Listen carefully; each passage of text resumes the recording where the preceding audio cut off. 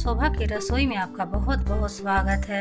आज मैं आप लोग के सामने शेयर करने जा रही हूँ कटहल की टिक्की, या आप इसे कबाब भी बोल सकते हैं। ये बनाना बहुत ही आसान है और आप इसे टी टाइम स्नैक्स के रूप में ले सकते हैं, सुबह मॉर्निंग ब्रेकफास्ट में भी ले सकते हैं, कहीं सफ़र में भी इसे लेके जा सकते हैं। बहुत ही यम्मी लगते हैं, बच्चों से लेकर के बड़ों तक को बहुत ही पसंद आने वाली रेसिपी है। तो इसे हमने किस तरह से बनाया है, चलिए वीडियो को शुरू करते हैं।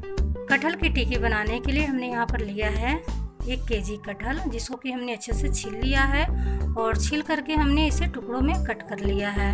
अब हम हाथों में और थोड़े से चाकू में सरसों का तेल लगा लेंगे, जिससे कि कटहल है वो चिपचिपे नहीं होंगे। तो कटहल का हम छोटे छोटे पीस कर लेंगे और इसके जो बीज है वो हम निकाल देंगे। आप अपने मनपसंद साइज से इसे कट कर सकते हैं, क्योंकि हमें इसे बॉयल करना है तो ज़्यादा इसे हमें छोटे छोटे पीस नहीं करना है। सारे कटहल को हमने कट कर लिया है और अब इसे हम बॉईल कर लेंगे। बॉईल करने के लिए हमने गैस ऑन करके कुकर चढ़ा दिया है और कुकर में हम सारे कटहल को जो हमने कट किया है वो डाल देंगे और 1 चम्मच नमक, और अब इसमें हम डालेंगे 1 चम्मच हल्दी पाउडर और साथ ही हम इसमें डालेंगे 1 लीटर पानी, जिससे कि कटहल है वो अच्छे से बॉईल हो सके। और अब इसका हम ढक्कन लगा देंगे और इसको हम 2 सीटी आने तक कुक करेंगे, क्योंकि कटहल ताज़े हैं तो वो जल्दी ही कुक हो जाते हैं। कोई कटहल है वो 7 से 8 सीटी में कुक होते हैं और कोई है कि वो 1 या 2 सीटी में अच्छे से कुक हो जाते हैं। यहाँ हमने हाई फ्लेम पर 2 सीटी लगा दिया था प्रेशर कुकर में और बहुत ही जल्दी ये कुक हो गए थे। तो सारा पानी हमने कटहल का निकाल दिया है और इसे हमने छान लिया है और अब इसे हम मैश लेंगे। कटहल थोड़ा गर्म है, इसलिए हम इसे पोटैटो मैशर की हेल्प से मैश लेंगे और उसके बाद हम इसे हाथों से ही चिकना कर लेंगे। यहाँ देख सकते हैं कि सारे कटहल को हमने अच्छे से मैश लिया है। यहाँ हमने लिया है 1 कटोरी चावल का आटा, जिससे कि टिक्की है वो बहुत ही क्रिस्पी बनेंगे, और साथ ही साथ इसमें हमने लिया है 1 कटोरी बेसन। अगर हमें लगेगा कि मिश्रण थोड़ा गीला है तो बाद में और भी हम बेसन या चावल का आटा इसमें ऐड कर सकते हैं। और साथ ही साथ इसमें हमने लिया है बारीक कटा हुआ 1 कटोरी प्याज और उसे भी हम इसमें डाल देंगे।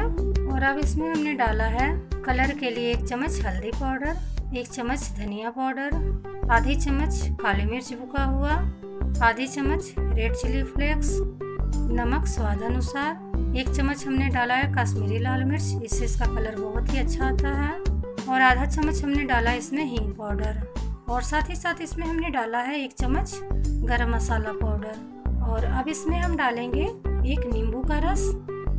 नींबू को हमने बीच से कट कर लिया था। अब हम सारे नींबू के रस को इसमें निचोड़ लेंगे। अगर आपके पास चाट मसाला या अमचूर पाउडर है तो वो इसमें डाल सकते हैं। मैंने यहाँ पर नींबू के रस का इस्तेमाल।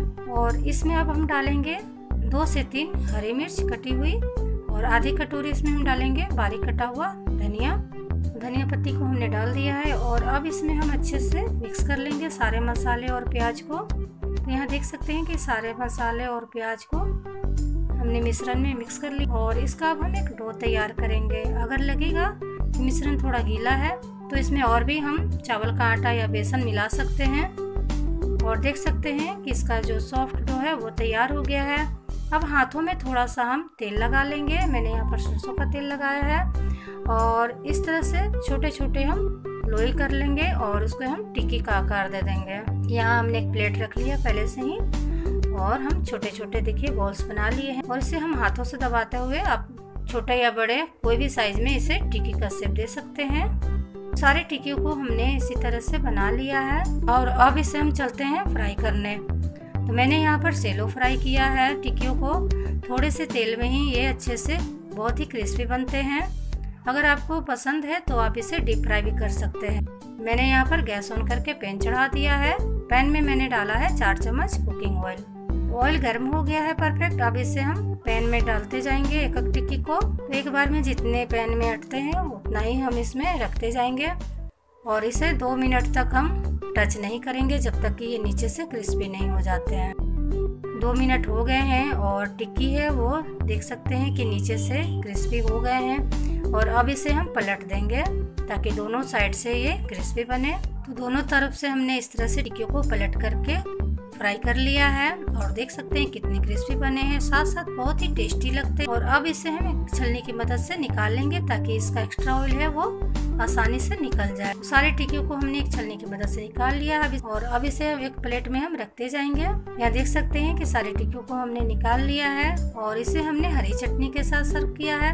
आप चाहे तो कोई भी चटनी या चाय के साथ इसे खा सकते हैं। अगर मेरी वीडियो जरा सा भी पसंद आए तो प्लीज लाइक जरूर कर दीजिएगा और जो मेरे चैनल में न्यू विजिट करे मेरे चैनल को सब्सक्राइब कर लीजिए, अपने फैमिली मेंबर दोस्तों में शेयर कीजिए और बेल आइकन का घंटी दबाना ना भूलें ताकि जब भी मैं कोई नई वीडियो डालूं तो आप तक आसानी से पहुंच जाए। मिलते हैं अगले वीडियो में नई रेसिपी के साथ, तब तक के लिए बाय बाय।